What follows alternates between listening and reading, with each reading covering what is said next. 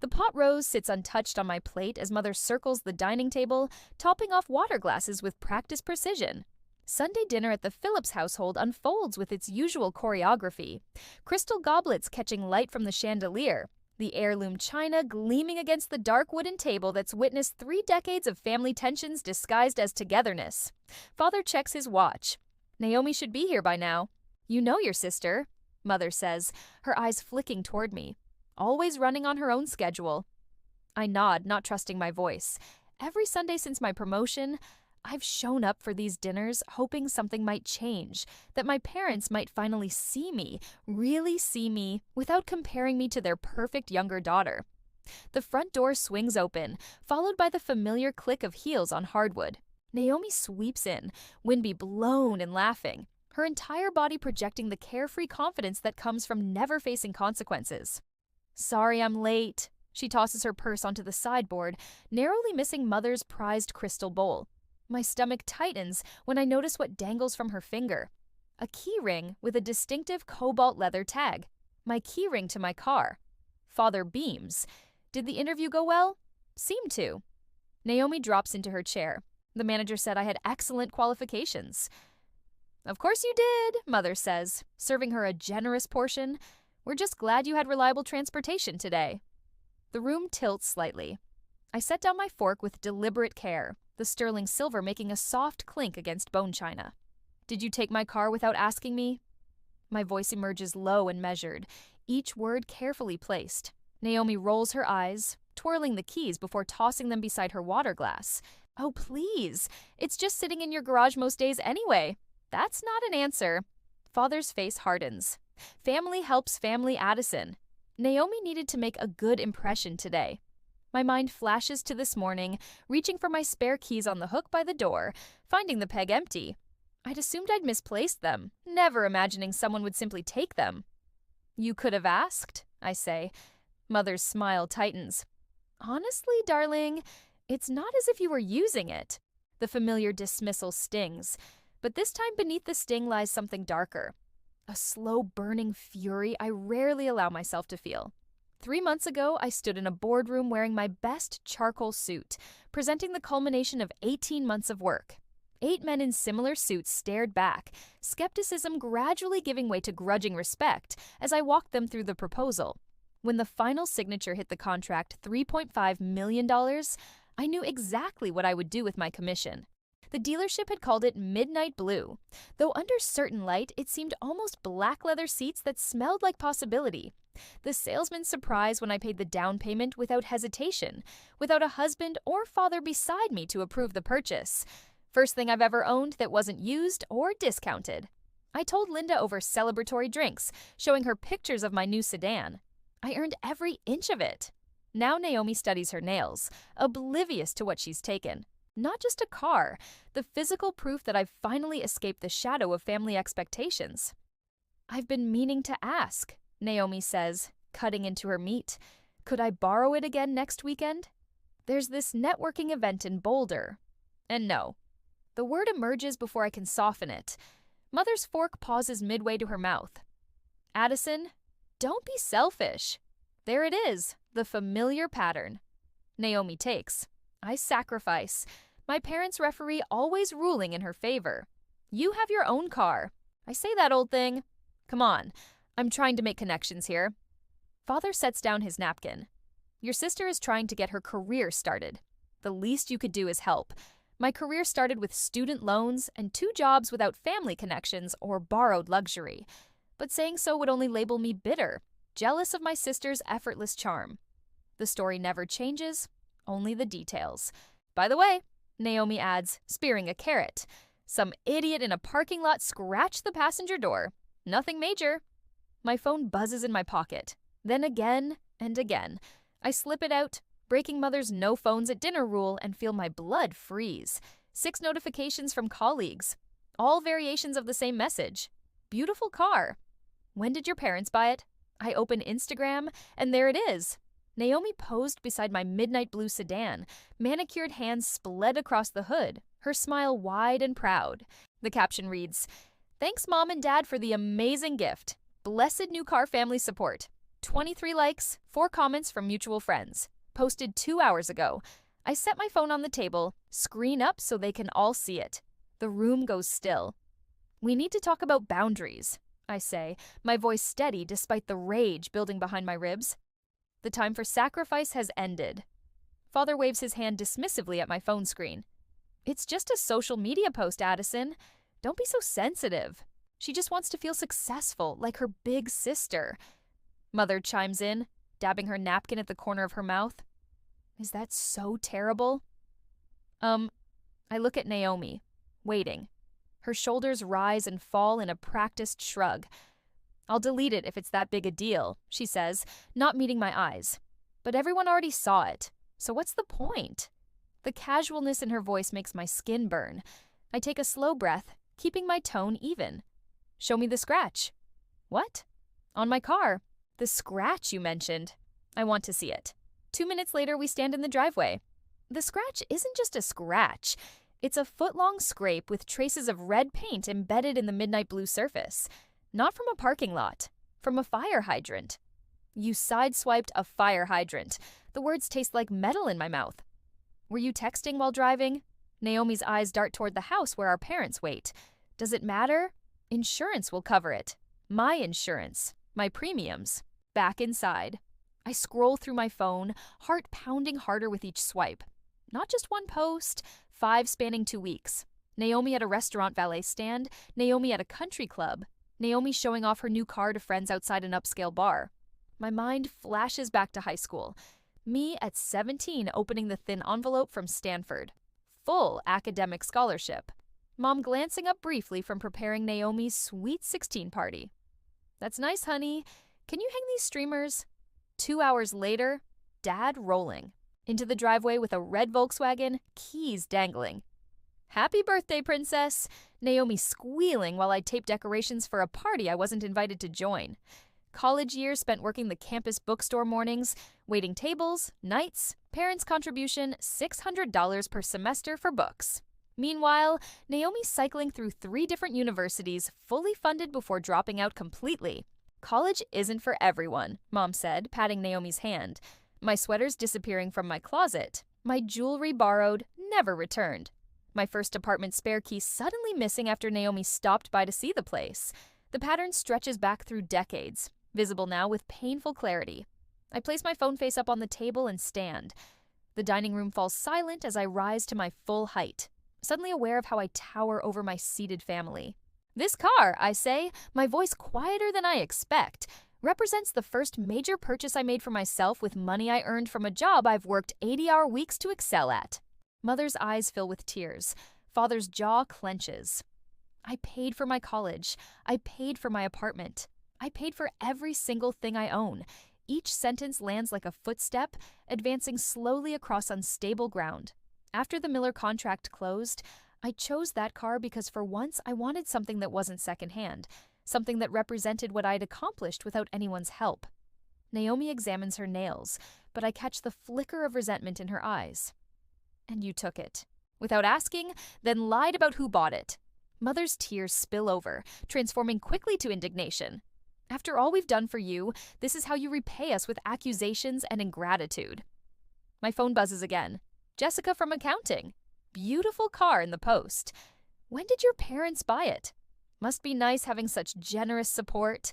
Jessica, who witnessed me stay late every night for 18 months building the Miller proposal. Who brought me coffee during the final presentation.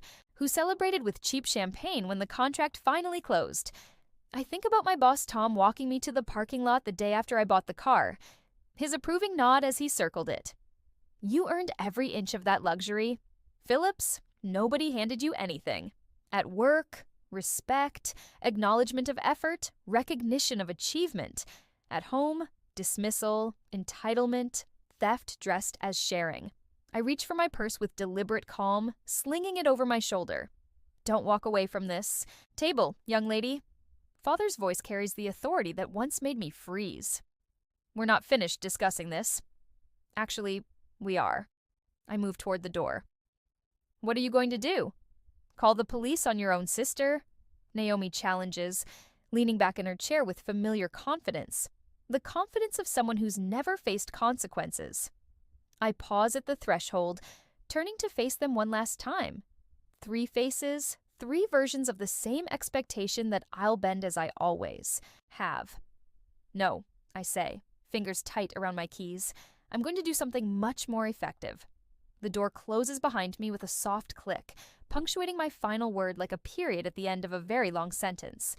Later that night, my reflection catches in the window as I pace my downtown apartment. 8 steps from wall to wall, turn, repeat.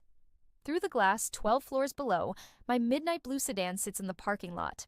The scratch on its passenger door visible even from this height. An ugly gash marring the perfect finish. I stop mid-stride, hands balled into fists at my sides. The memory of Naomi tossing my keys onto the dining table burns fresh in my mind. Her casual disregard, my parents' dismissive defense, a family choreography I've danced to my entire life. My desk stands in stark contrast to my restless movement, meticulously organized, each item in its assigned place. Award plaques line the back edge. Regional sales leader, 3 years running.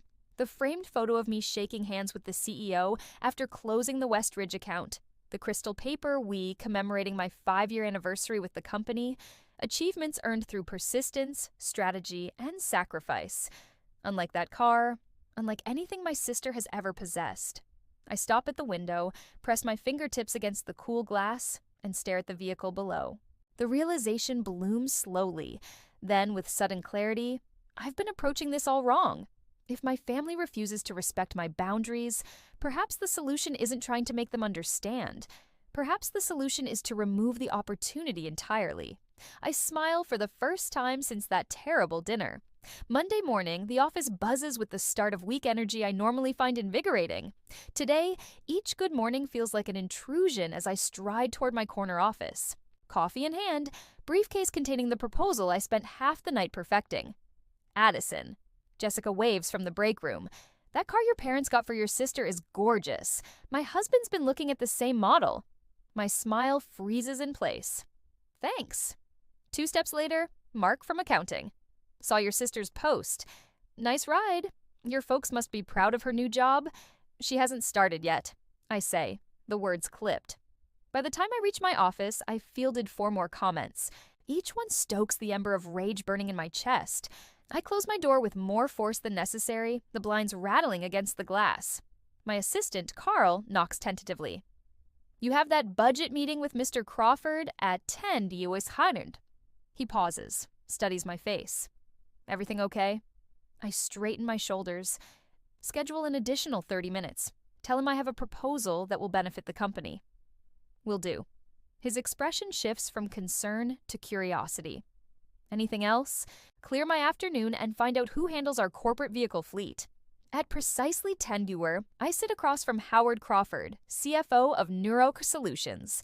I've spent 3 years earning his respect through consistent results and fiscal responsibility. Today, I'll leverage that capital. I slide the folder across his desk. Before we discuss the quarterly numbers, I'd like to propose a solution to our client transportation costs. His eyebrows rise slightly, but he opens the folder. I've laid out the numbers with precise clarity. Current mileage reimbursement costs for sales directors over the past year, maintenance costs for company-owned vehicles, tax benefits of asset depreciation, client impression value metrics. You're suggesting we add a dedicated executive vehicle. Crawford flips through the pages, his expression thoughtful. For client meetings and corporate events, I keep my voice steady, professional.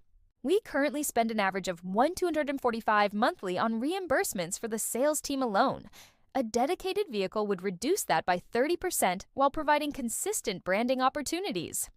He studies the final page, a photograph of my midnight blue sedan with a mock-up of the company logo subtly positioned on the door. And you happen to know of an available vehicle that meets our specifications? I do. I meet his gaze directly. Mine? Crawford leans back, a smile tugging at his mouth. I wondered when you'd make this kind of move, Phillips. Sir, you've always been strategic. This, he taps the folder. This actually saves us money in the long run. Smart. Very smart. 2 hours later, I walk out of the legal department with the preliminary paperwork in hand. My car will become company property by week's end. A fair price, full tax advantages, and most importantly, complete removal from my family's reach. Looks like everything went well, says David Chen, my direct supervisor, catching me in the hallway. Crawford's already approved the expenditure. It makes financial sense for the company. David nods and gives you some distance from the family situation. My steps falter. You know about that? I saw the posts. His expression remains neutral. Not my business, but if this helps, you have my full support. By Wednesday, the company mechanic has removed the scratch from the passenger door, the expense absorbed as routine maintenance. Carl has rescheduled client meetings to accommodate the transition, and the legal department has drafted the final agreement. I stand in the underground parking garage beside Walter Jeff, the company attorney, as he reviews the documents. Insurance transfers effective immediately. Walter checks items off his list. Corporate plates will arrive next week. The reserved parking space is already marked. Sure enough, a sign now reads reserved for client relations in the prime spot near the elevator. The midnight blue sedan sits beneath it, freshly washed and detailed, a small magnetic company logo now adorning both front doors. You're sure about this? Walter asks, handing me the final paper to sign. Once it's company property, you can't just take it back. I'm sure. The pen feels substantial in my hand as I sign my name with a decisive flourish. That evening, Linda arrives at my apartment, balancing a bottle of wine and takeout containers from our favorite Italian restaurant. To corporate assets, she says, raising her glass after I've explained everything. Most creative boundary setting I've ever witnessed. I clink my glass against hers. To problem solved. What will you tell them? She dishes pasta onto our plates, the rich aroma of garlic and basil filling my kitchen.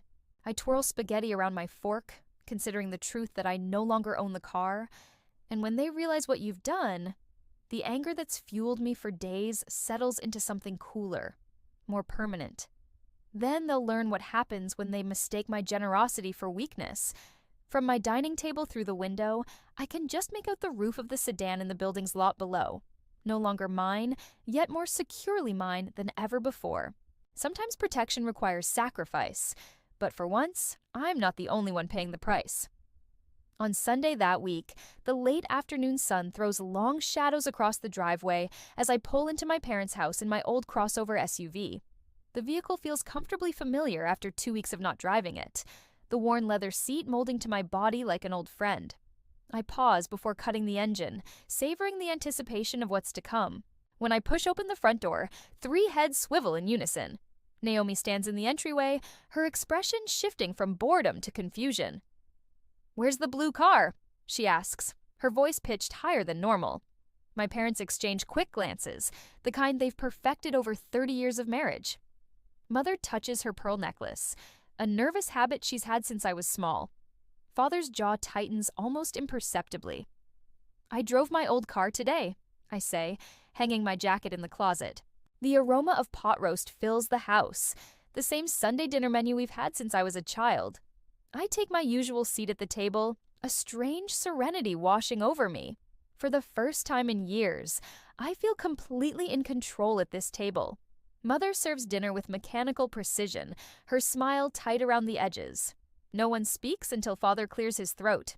"We've been thinking about your situation, dear," Mother says, carefully arranging her napkin across her lap. Father sets down his fork, his voice dropping into what I've always called his corporate tone, the one he uses when he believes his word is final. "Naomi needs reliable transportation for her job search. The economy is brutal right now," Naomi adds, her voice softening. Every impression counts. I take a bite of carrots, chewing slowly. They've rehearsed this. I recognize the familiar choreography. Mother opening with apparent concern, Father delivering the verdict. Naomi following with her practiced vulnerability.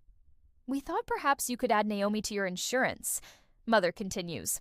"Just for when the car is sitting there anyway. You work from home 3 days a week," Father reminds me. "It makes sense for the family."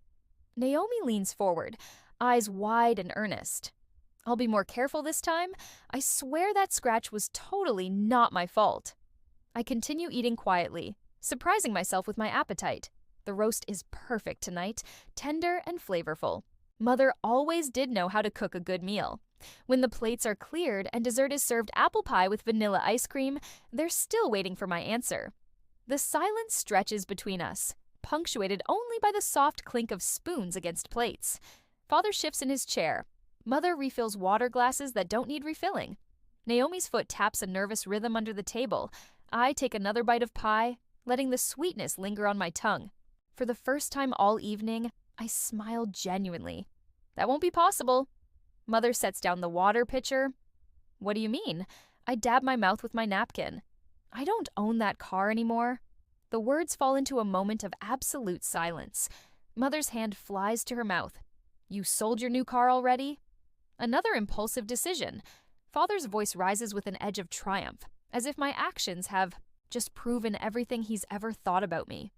I shake my head once calmly. I transferred it to my company. It's a corporate asset now. The silence that follows feels thick enough to touch. You can't just do that.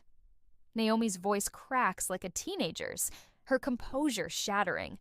Father leans forward, his authority diminishing with each word. What exactly does that mean? Explain yourself. Mother's eyes fill with tears, a familiar tactic that once would have filled me with immediate guilt. We were only trying to help everyone in the family. I reach into my purse and withdraw a folder, placing it on the table between us. It means the car belongs to Philips Technology Solutions now. I use it exclusively for client meetings and business purposes. I open the folder, revealing the corporate paperwork with signatures and official seals. It's already done. Naomi snatches up the papers, scanning them with growing disbelief. This isn't fair. You did this on purpose. Yes, I admit, feeling strangely light. I did. Can they just take your car? Mother asks, looking between Father and me. They didn't take it. I propose the arrangement. I gently retrieve the papers from Naomi's hands. The company pays for the insurance, maintenance, and even the repairs for that scratch. In return, I use it only for work purposes. Father's face reens. You've always been difficult. But this is beyond. Beyond what? I ask softly. Beyond protecting something I worked hard for. Beyond ensuring it's respected. The silence that follows feels different from any we've shared before. For once, I'm not waiting for their approval or dreading their disappointment. I'm simply present, comfortable in the decision I've made. I close the folder with a soft finality that speaks louder than words. Father's face reens like a summer sunset. The paperwork I've placed on the dining table might as well be written in ancient Sanskrit, for all the comprehension flickering in his eyes. He opens his mouth, closes it, then tries again. You can't just. His voice trails off as reality settles in. This is absurd. Mother reaches across the table, her manicured fingers stopping just short of touching mine. Addison, after all the sacrifices we made for you, your father worked overtime for years to put you through college. I nearly laugh at the creative rewriting of history. $600 per semester.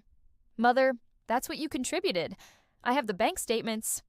Well, we would have done more if we could, she insists, her voice taking on that wounded tone that once would have sent me scrambling to apologize. Naomi shoves her chair back with enough force to rattle the crystal. You've always been selfish, always keeping score, always holding on to things. Would you like me to keep score now? My voice remains steady, surprising even myself. The textbooks I bought you for 3 semesters before you dropped out of business school. The rent I covered when you were between opportunities last year. The security deposit on your apartment that you never paid back. The room falls silent except for the ticking of the grandfather clock in the hallway. You had opportunities I never got, Naomi says finally, but her voice lacks conviction. 5 jobs in 2 years, Naomi. I kept track, not because I wanted to hold it against you, but because I kept hoping one would stick. I turned to my parents. And you two enabled every failure.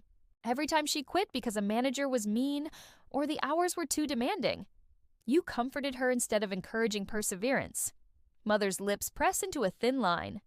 Not everyone is built like you, Addison. No, but everyone deserves the chance to build themselves. You never gave her that chance. Father recovers enough to seize control. This isn't about Naomi's employment history. It's about patterns. I counter the pattern where I work and Naomi takes. The pattern where my achievements become family property, while my struggles remain solo journeys. I stand up feeling oddly calm, despite the hurricane of emotions swirling inside me. This car was my achievement earned through years of hard work. 18 months of preparation for that contract, nights and weekends sacrificed. 3 competing firms trying to undercut me at every turn. I tapped the company paperwork. Now, the vehicle belongs to my company. It's used exclusively for client meetings and business purposes. The corporate logo will be added next week, and the company insurance took effect yesterday. I look directly at Naomi. Even if I wanted to let you drive it now, I legally cannot. It's not mine to lend. Father's face darkens as he processes the finality of my solution. If this is how you treat family, perhaps you should reconsider your place in this family's future. The threat hangs in the air, its meaning clear. You're threatening to cut me out of the will? I ask, more curious than concerned. Your behavior suggests an unhealthy attachment to material things, Mother interjects, her therapist voice emerging. Perhaps you should talk to someone about that. Naomi's eyes fill with tears. Whether genuine or tactical, I can no longer tell. You've betrayed all of us after everything we've done for you. The accusation that once would have devastated me now glances off like rain on a windshield. I've already received my inheritance. I say gently, you taught me to work hard, to persist when things get difficult, to stand on my own 2 feet. That lesson is worth more than anything in your estate. Father flinches as if I've slapped him. For the first time in my adult life, I see uncertainty in his eyes. I gather my purse and car keys from the sideboard, movements deliberate and unhurried. There's no anger driving me now, just clarity. I love you all, I say, meaning it despite everything. But love has boundaries. Love respects. Love doesn't take without asking. So that's it. You're just walking away. Naomi demands. I'm driving away in my old SUV toward the life I've built. You're welcome in that life, but only if you can respect its boundaries. Mother starts to speak, but Father quiets her with a hand on her arm. Something in his expression has shifted, though I'm not naive enough to mistake it for understanding. Love doesn't take, it respects. I say it one more time, the words filling the room. Then I walk out the front door, the weight of expectation falling away with each step. The engine of my practical, paid-off SUV turns over with a familiar rumble. As I pull away from the curb, I catch a glimpse of them watching from the window. 3 figures frozen in tableau, suddenly uncertain of the script. For the first time in 32 years, I'm writing my own. Morning sun catches the edge of my new executive vice president nameplate as I arrange the framed photo on my desk. 6 months since that Sunday dinner, and the world has rearranged itself around the word no, I finally learned to say. Through my office window, I spot the midnight blue sedan in the company parking lot, now emblazed with our logo and featured prominently in our spring marketing campaign. The scratch has long since vanished, erased like old habits. Still admiring your handiwork? My assistant pokes her head in, gesturing toward the bulletin board where my promotion announcement hangs. The quarterly reports are ready whenever you are. I nod, running my finger along the silver frame, holding a photo of me beside the car, surrounded by clients after closing the Henderson deal, just thinking about distance traveled. Later, steam rises between Linda and me at our weekly coffee meetup. She stirs her latte, careful not to disturb the foam art. So, your mom texted again? Just checking in. No guilt trips this time. I sip from my mug, no longer bracing for the familiar tension her name once triggered. Baby steps, and your dad. Radio silence mostly, but he signed the Christmas card himself instead of letting Mom handle it. Progress, I guess. Linda squeezes my hand. Small victories. Jenna told me Naomi finally stuck with a job past the 90-day mark. The words emerge without their usual bitter aftertaste. Some tech. Startup downtown. Good for her, Linda says, watching my face for signs of the old hurt. I shrug. Mom asked if we could have dinner. Just the 2 of us. I'm considering it. The evening brings warmth and laughter to my apartment as colleagues gather around my dining table. Crystal glasses clink against china plates I bought myself last month. No heirlooms, no history, just mine. To the new product line, Jessica raises her glass. And to Addison, who somehow convinced that dinosaur of a CFO to invest in innovation. Conversation flows easily without the undercurrents I grew up navigating. When someone asks about my family, I find myself answering honestly. We're finding new ways to connect. On my terms this time, the following Tuesday, Sarah hovers in my doorway, her expression mirroring my younger self. They're saying I don't have enough experience for the Portland presentation. I motion her inside, close the door, but I developed the entire proposal. She says, voice strained, "Your achievements belong to you," I tell her, remembering every stolen credit, every dismissed accomplishment. Never apologize for that. When she leaves, I draft a company-wide memo proposing our new achievement recognition program. My fingers tap against keys, building something that matters. The sunset paints Denver's skyline orange and gold as I drive the company car toward the Westfield meeting. In the rearview mirror, I catch glimpses of who I was 6 months ago. Hunched shoulders, careful words, always yielding. The steering wheel feels solid beneath my hands. The leather seats still smell faintly new, despite countless client meetings and company functions. The passenger door gleams flawlessly in the fading light. I slow at a red light, watching pedestrians cross a woman about my age, laughing into her phone. An older man with a briefcase, 2 teenagers sharing earbuds, all of them unaware how something breaks and mends at once. Success isn't what you own. I realize accelerating as the light changes. It's owning your boundaries. Some prices are too high even for family, but some lessons are worth every penny.